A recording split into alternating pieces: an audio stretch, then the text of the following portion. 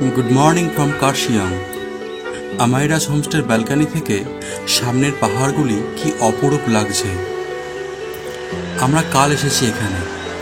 এই হোমস্টের রিভিউ সহ ডিটেলস আগের ভিডিওতে দেওয়া আছে, সেই ভিডিওর লিঙ্ক ডেসক্রিপশনে দেওয়া আছে, দেখে নিতে পারেন। এখন হোমস্টের সামনের এই চা বাগান ও সামনের ভ্যালিগুলো পায়ে হেঁটে আরও কাছ থেকে দেখব। তারপর ব্রেকফাস্ট সেরে কার্শিয়াংয়ের সাইট সিইংয়ে বেরিয়ে পড়ব। এই হলো আজকের আমাদের প্ল্যান।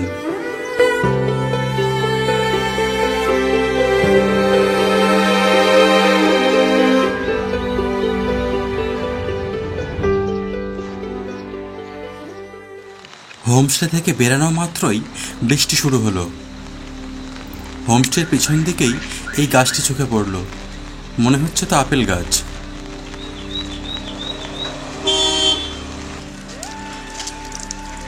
বৃষ্টি থামতেই আবার এগোতে শুরু করলাম। এই ঘরগুলি আমাদের হোমস্টের ব্যালকানি থেকে দেখছিলাম। রাস্তাটা ক্রমশ নিচের দিকে নেমে গেছে। মর্নিং গ্লোরি পাহাড়ি ধুতরা ফুটে আছে রাস্তার পাশে।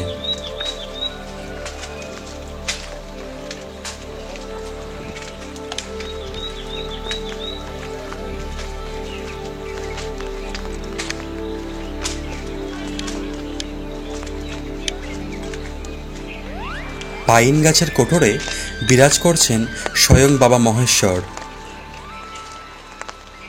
গ্রামের মহিলারা চা পাতা তুলতে ব্যস্ত।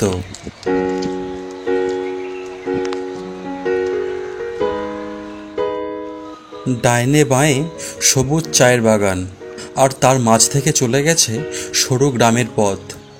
তার পাশেই এমন বসার জায়গায় কার না থমকে যেতে মন চায়।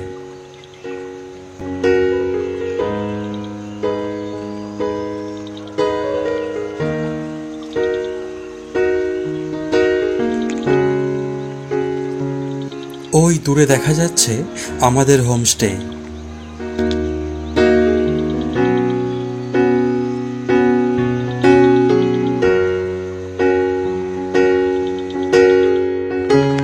বৃষ্টির বেগ ক্রমশ বেড়েই চলেছে। ছাতা নিয়ে বেরিয়েছি তাই রক্ষে। চা গাছের ভিতরে অসংখ্য রেল লিলি ফুটে আছে।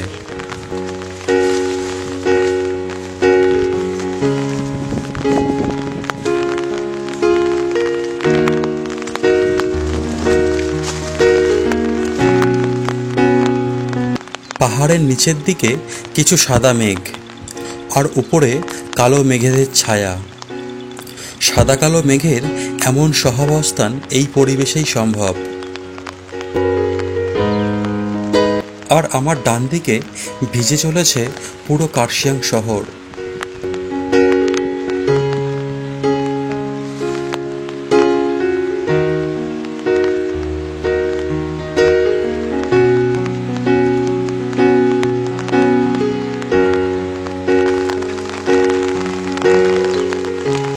ওই দূরে দেখা যাচ্ছে একটা পাহাড়ি গ্রাম।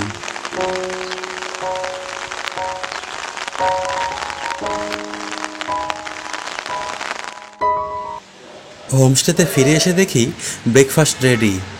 হোমস্টে অনার নিমেশজি একজন স্কুল টিচার। ওনার সাথে গল্প করতে করতে ব্রেকফাস্ট সেরে বেরিয়ে পড়লাম কার্শিয়াং সাইট সিইং করতে। নিমেশজি আমাদের গাড়ি ঠিক করে দিয়েছেন খুব রিজনেবল প্রাইসে, মাত্র 1800 টাকায়। তবে ইগলস ক্রেগ আজকের মধ্যে ইনক্লুড নেই, ওটা আমরা কালকেই দেখে নিয়েছিলাম হোমস্টে থেকে হাঁটা পথেই। আজ আমরা কার্শিয়াংয়ের কোথায় কোথায় যাব সেটা বলে নিই আপনাদের এবার। আমরা প্রথমে যাব চিমনি ভিলেজ, তারপর ডাউহিলের সেই বিখ্যাত জঙ্গল, তারপর আরবারিটাং, তারপর ফরেস্ট মিউজিয়াম, তারপর ডাউহিল ডিয়ার পার্ক, তারপর Victoria girls and Victoria boys school, তারপর ফরেস্ট মিউজিয়াম, তারপর নিচে নেমে যাব হনুমান টকে, তারপর গিদ্দা পাহাড়, তারপর নেতাজি মিউজিয়াম এবং শেষে দেখব মনেস্ট্রি।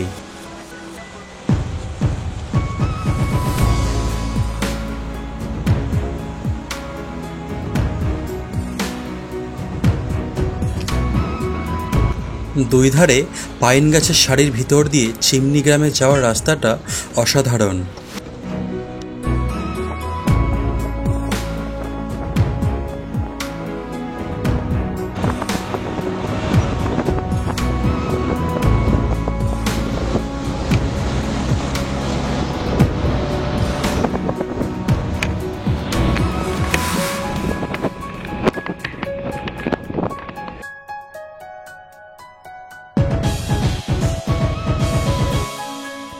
আমরা চিমনি ভিউ পয়েন্টে চলে এসেছি।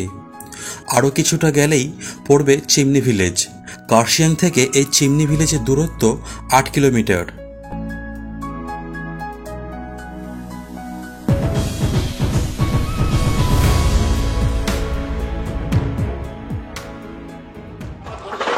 চলে এসেছি চিমনি হেরিটেজ গার্ডেনে।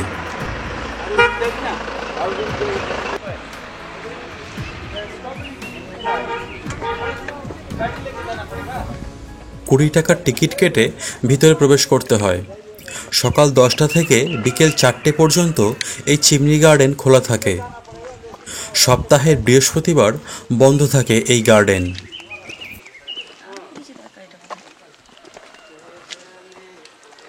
1839 সালে ব্রিটিশরা ডাক বাংলো সমেত এই 24 ফুট সুবিশাল চিমনিটি তৈরি করেছিলেন।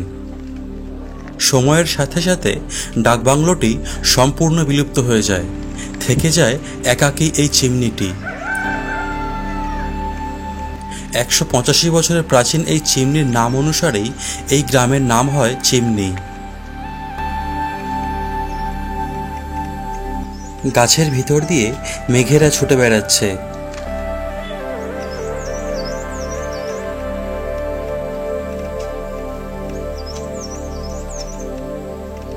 বাগানের বৃদ্ধ মালি গাছের পরিচর্যা করতে ব্যস্ত।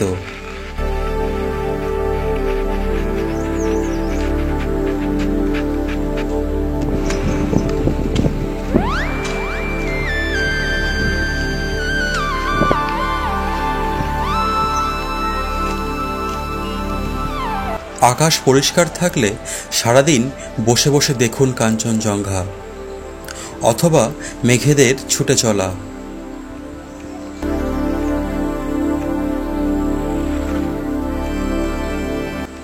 রডোডেনড্রন, ক্যামেলিয়া, ম্যাগনোলিয়া, আইভি, বিভিন্ন প্রজাতির অর্কিড এই গ্রামের প্রাকৃতিক সৌন্দর্যকে আরও বহুগুণ বাড়িয়ে তুলেছে।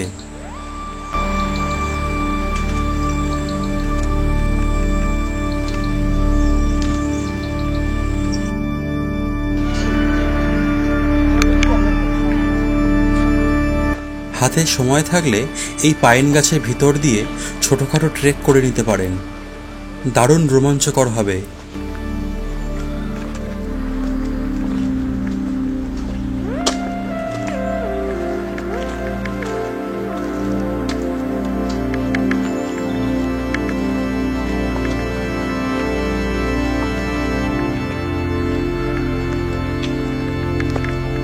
পশ্চিমবঙ্গের বিভিন্ন স্কুল থেকে ভ্যাকেশনে বাচ্চাদের এখানে নিয়ে আসা হয় প্রজেক্টের জন্য। বেশিরভাগ গাছের গায়েই তাদের নাম লেখা আছে।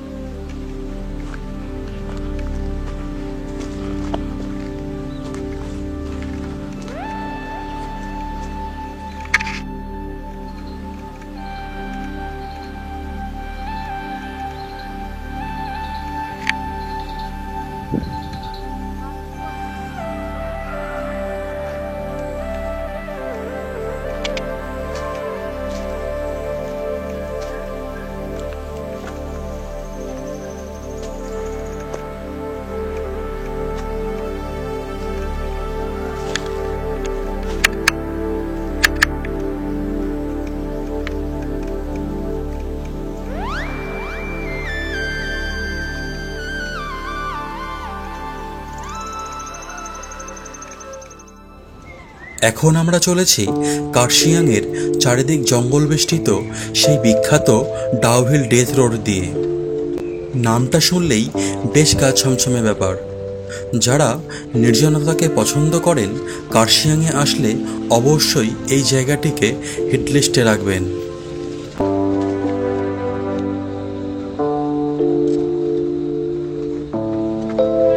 আমরা এই বাঁদিকে রাস্তা দিয়ে যাব, ডান দিকে রাস্তা দিয়েও যাওয়া যায়। বাঁদিকে রাস্তা দিয়ে গেলে প্রথমে পড়বে ডিয়ার পার্ক।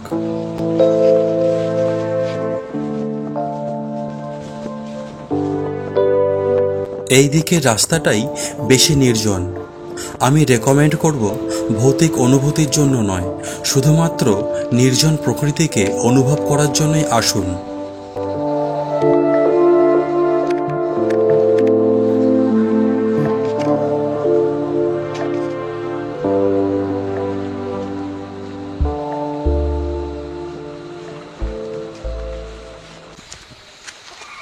চলে এসেছি চারিদিকে পাইন গাছ ঘেরা ডিয়ার পার্কে।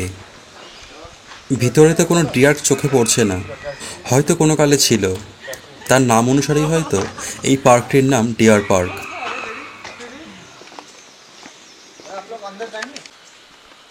পাশের টিকিট কাউন্টার থেকে 20 টাকা টিকিট কেটে ভিতরে প্রবেশ করতে হয়।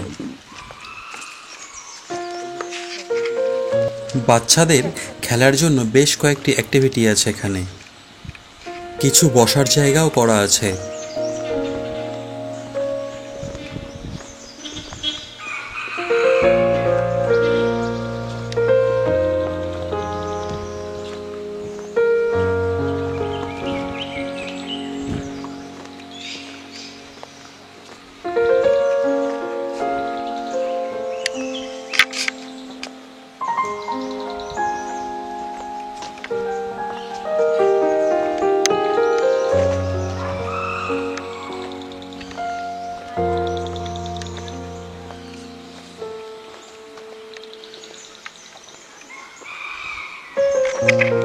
শান্ত নীরব প্রকৃতি এই জায়গাটিকে আকর্ষণীয় করে তুলেছে।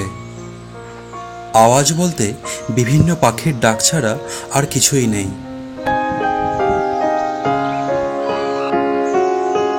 অনেকগুলো খরগোশ রাখা আছে এখানে।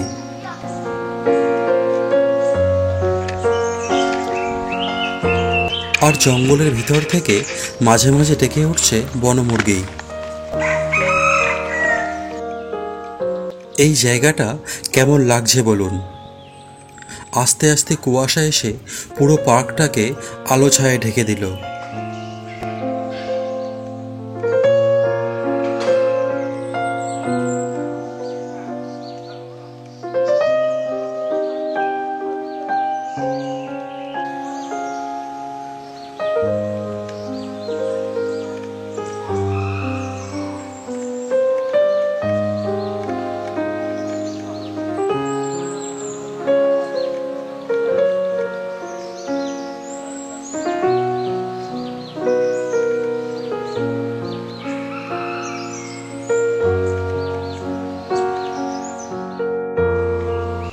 সানডে সাসপেন্সের প্রথমে এই গল্পটা যারা শুনেছেন তারা সেই গল্পটার সাথে ডাউহিলের এই পথটার নিশ্চয়ই মিল খুঁজে পাবেন। তবে আমার মনে হয় এই অবর্ণনীয় মায়াবী প্রাকৃতিক পরিবেশের মাধুর্যতা যাতে না নষ্ট হয় সেই কারণেই হয়তো নানান ভৌতিক কাহিনী লোকমুখে ছড়িয়ে আছে এই জায়গা সম্বন্ধে, যাতে মানুষের আনাগোনা কম থাকে। আর হ্যাঁ, সেটাই হওয়া দরকার।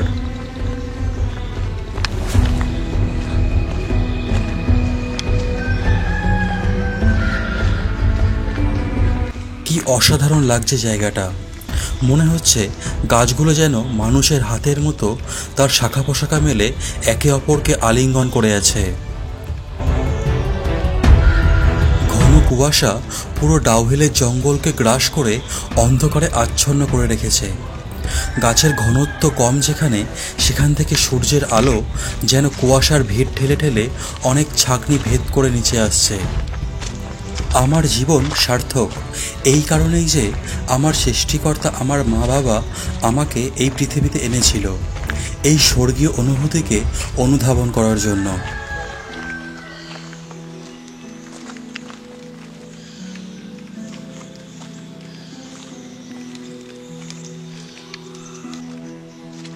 জঙ্গলের উপরে উঠছি। শিকড়ের খাঁজে খাঁজে পা দিয়ে উপরে উঠতে হয়। বছরের বেশিরভাগ সময় বৃষ্টি হওয়ায় জায়গাটা পুরো স্যাঁতস্যাঁতে হয়ে রয়েছে।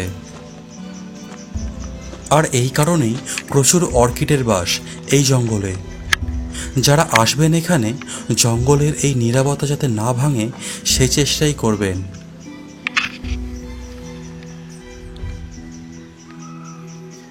বনমরকটা ডেকেই চলেছে। যখনই ডাকছে তার তীক্ষ্ণ আওয়াজ পুরো ডাউহিল জুড়ে প্রতিধ্বনিত হচ্ছে। আমি ছাড়া আর কেউ নেই এখন। ঝিঁঝি পোকা ডেকে চলেছে অবিরত, আর মাঝে মাঝে দুই একটা পাখির ডাক।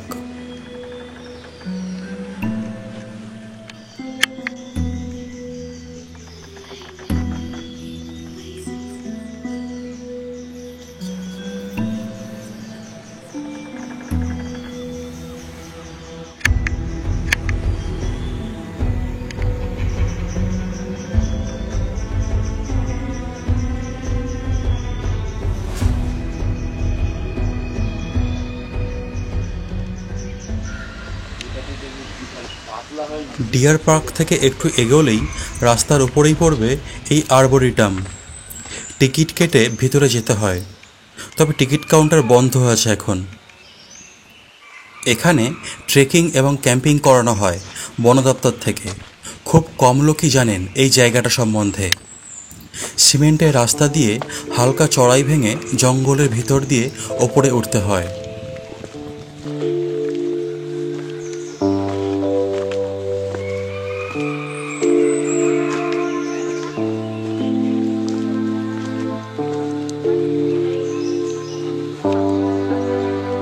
অনেক দুষ্প্রাপ্য গাছ আছে এখানে।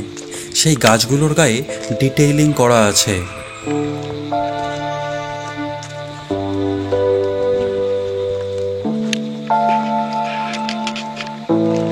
কি মায়াবী পরিবেশ, তাই না?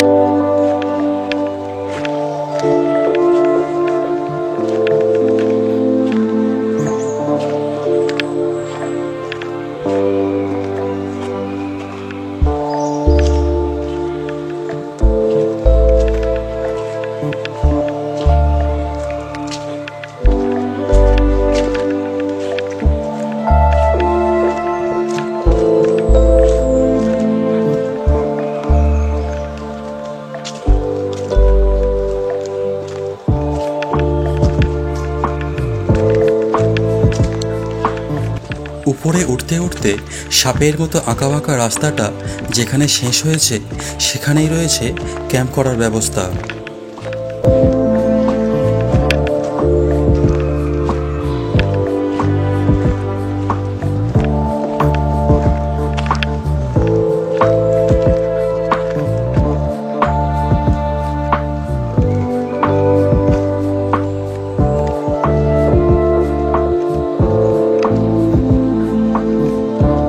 মাটির উপরে যেন সবুজ ঘাসের গালিচা পাতা আছে।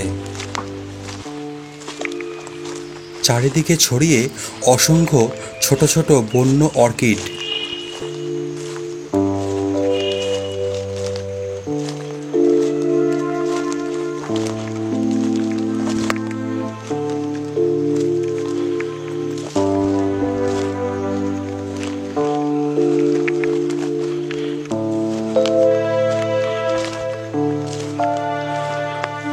এটি জঙ্গলের কোর এরিয়া হওয়ায় কাঁটা তার দিয়ে ঘেরা আছে, কারণ ওই উপরের জঙ্গলে বন্যপ্রাণী থাকার সম্ভাবনা থাকে।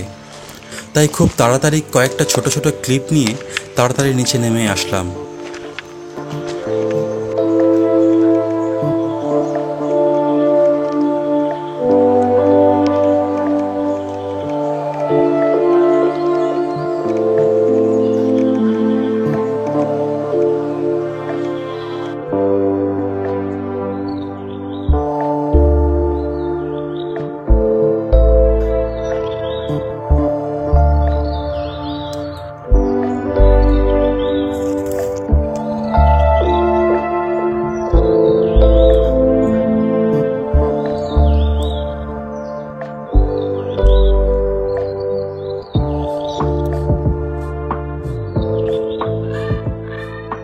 আমরা এখন কার্শিয়াং ফরেস্ট মিউজিয়ামের সামনে দাঁড়িয়ে।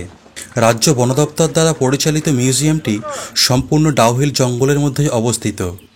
পাশেই রয়েছে বন দপ্তরের কর্মীদের প্রশিক্ষণের জন্য একটি স্কুল। এই মিউজিয়ামটির মধ্যে দুষ্প্রাপ্য কিছু প্রাণীর দেহের ছাল, হাড় এছাড়াও বেশ কিছু বিরল গাছের কাঠের নমুনা সংরক্ষণ করে রাখা আছে।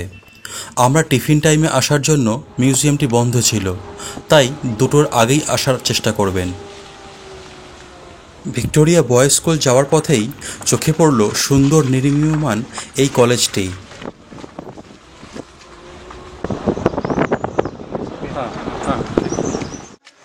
আমরা চলে এসেছি ভিক্টোরিয়া বয়েজ স্কুলের সামনে।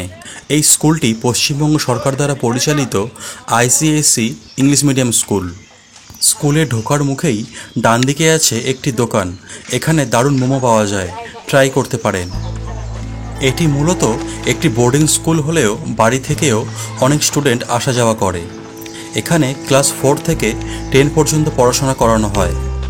1879 সালের তৎকালীন ব্রিটিশ ভারতের এক ডিপ্লোম্যাট, যিনি পরে বাংলার গভর্নর হয়েছিলেন, স্যার আশলে ইডেন এই স্কুলটি তৈরি করেছিলেন মূলত রেল কর্মচারীদের বাচ্চাদের জন্যই। উল্লেখযোগ্য বিষয় হলো এই স্কুলের প্রথম ব্যাচের 16 জন শিশুরা আসত শিলিগুড়ি থেকে, 3টি টাঙায় চেপে এবং 6 জায়গায় হল্ট করতে করতে। আমার বাম দিকের উপরেই রয়েছে স্কুলটি, তবে ওপরে ওঠা নিষেধ।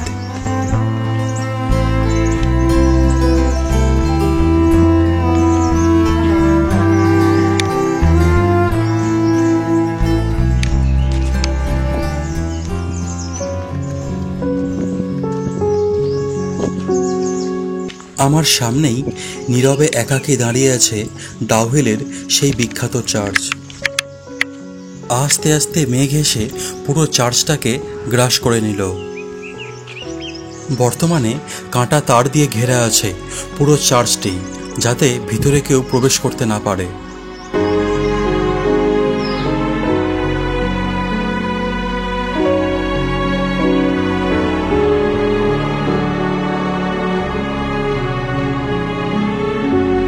তবে আমার মনে হয় অবিশ্বাস্য প্রাকৃতিক সৌন্দর্য ছাড়া বাকি সব কিছুই মানুষের মন গড়া। এখানকার এমন আলো আঁধারে মায়াবী পরিবেশই মানুষকে আচ্ছন্ন করে রাখতে বাধ্য।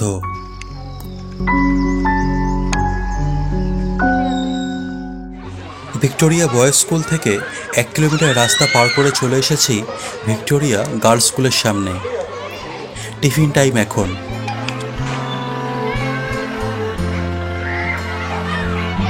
ছোট ছোট মেয়েরা খেলায় মগ্ন।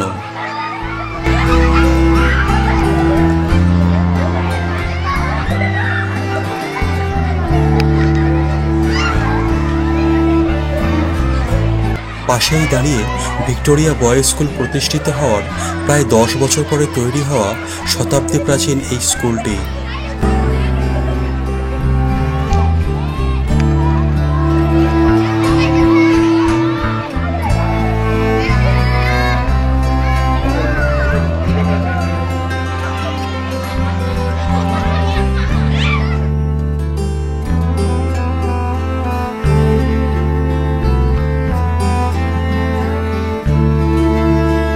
গেটের ডান দিকের এই পাইন গাছটা মনে হয় 2 হাত তুলে দাঁড়িয়ে আছে।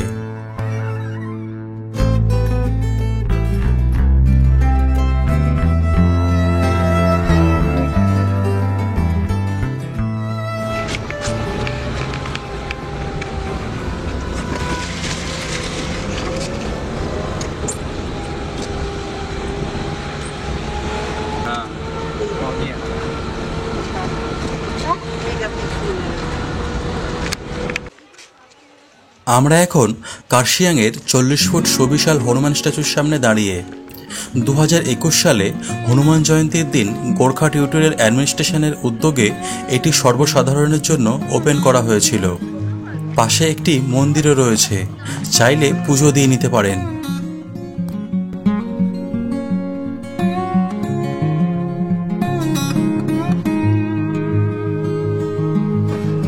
সামনেই গৌরীশঙ্কর টি গার্ডেনের এমন মন কাড়া ল্যান্ডস্কেপ দেখতে দেখতে যদি একটি সূর্যাস্ত সাক্ষী হতে পারেন তবে আপনার কার্শিয়াং আসা সার্থক হয়ে যাবে।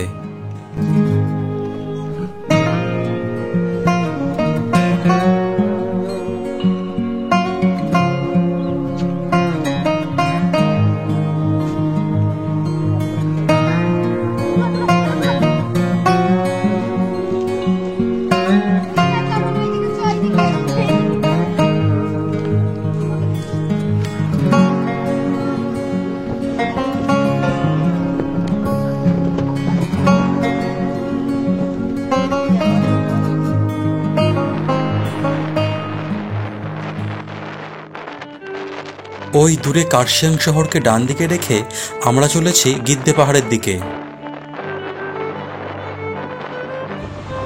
কার্শিয়াং মার্কেটেই গাড়ি স্ট্যান্ড আছে, যেখান থেকে গাড়ি নিয়ে সাইট সিইং করতে পারেন। এছাড়াও আমাদের ড্রাইভার দাদার নাম্বার দিয়ে দেব, যোগাযোগ করে নিতে পারেন।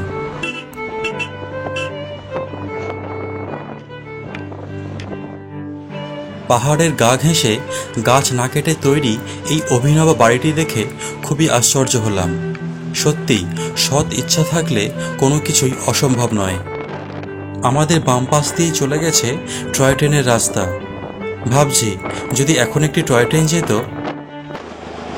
যেই না ভাবা কয়েক মিনিট পরেই দেখি একটি টয় ট্রেন হুইসেল দিচ্ছে। শুনেই মনটা নেচে উঠল।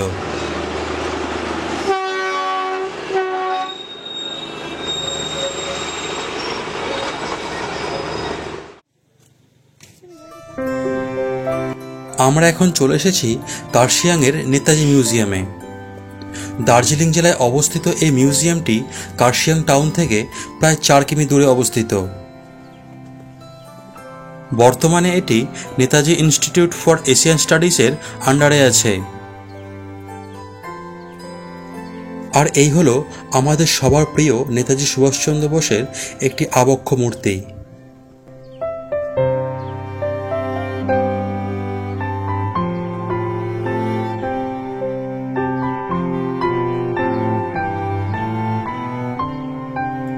চলুন মিউজিয়ামের ভিতরে যাওয়া যাক।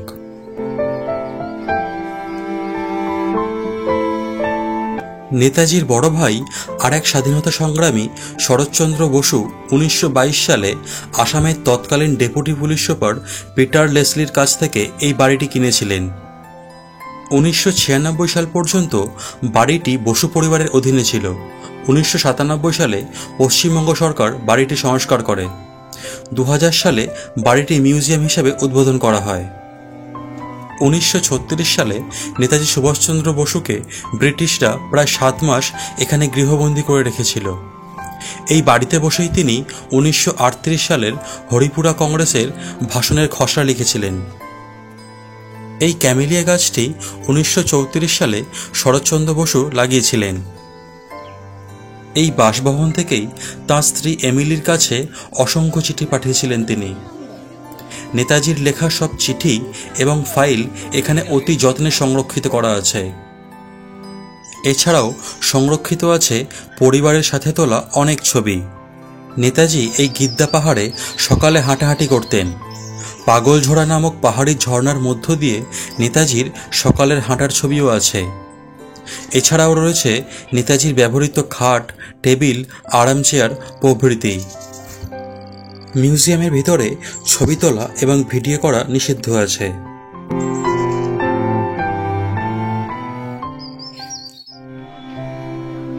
আমরা চলে এসেছি কার্শিয়াংয়ের অন্যতম আকর্ষণীয় ভিউ পয়েন্ট গিদ্দে ভিউ পয়েন্টে। নেতাজি মিউজিয়ামে যাওয়ার পথেই এটি পড়ে। চলুন উপরে যাওয়া যাক।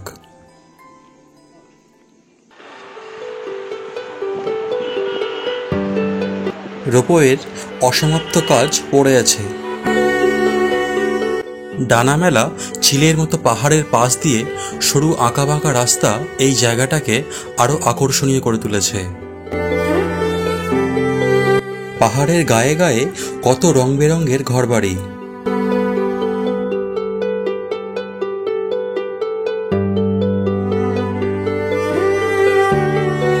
হাতে সময় থাকলে ডানামেলা ওই চিলরুপি পাহাড়ের আরও কাছে যাওয়া যেত।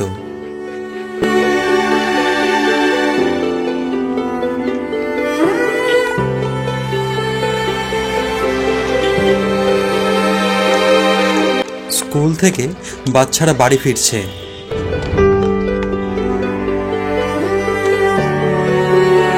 আর সবচেয়ে আকর্ষণীয় হলো পাহাড়ের গা স্পর্শ করে মেঘেদের এমন ছুটে চলা।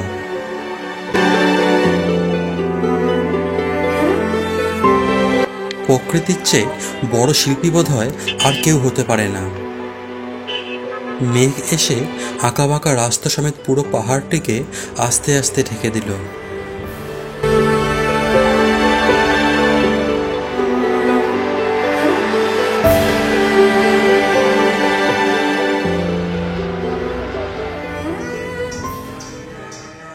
আমরা চলে এসেছি কার্শিয়াংয়ের অন্যতম প্রাচীন মনেস্ট্রি তাসি সামটেন লিং মনেস্ট্রিতে। স্থানীয়রা তামাং গোম্বা বলেও ডাকেন।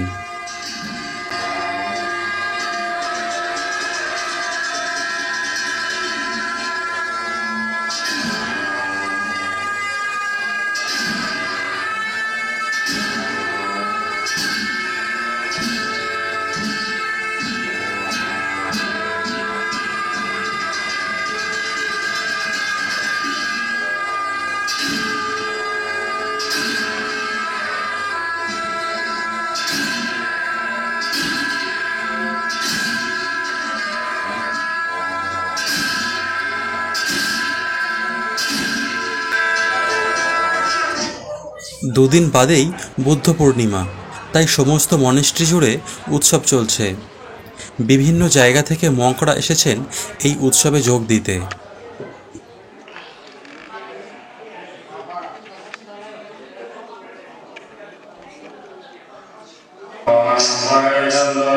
এটা মনেস্ট্রির ফার্স্ট ফ্লোর।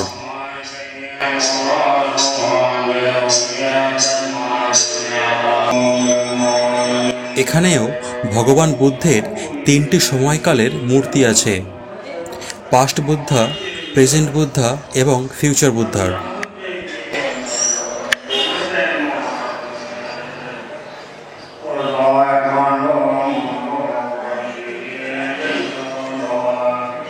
এছাড়াও ভগবান বুদ্ধের জন্ম থেকে নির্বাণ প্রাপ্তি পর্যন্ত জীবনকালের সমস্ত ঘটনা প্রাচীন তিবেটান আর্টের মাধ্যমে দেওয়ালে বর্ণনা করা আছে।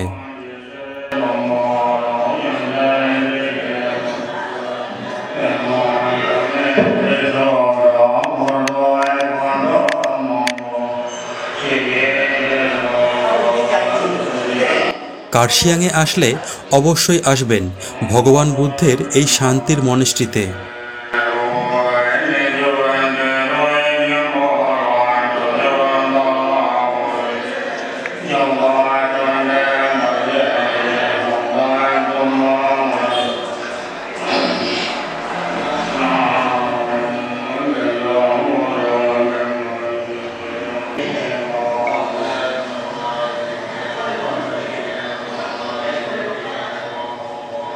আর ভগবান বুদ্ধের এই মূর্তিটা নিয়েই বুদ্ধ পূর্ণিমার দিন সমগ্র কার্শিয়াং পরিক্রমা হয়। আর এখানেই শেষ হলো আমার কার্শিয়াং ভ্রমণের ভিডিওটি। আমার কাজ ভালো লাগলে আমার চ্যানেল এসেন্স অফ নেচারকে সাবস্ক্রাইব করে পাশে থাকবেন।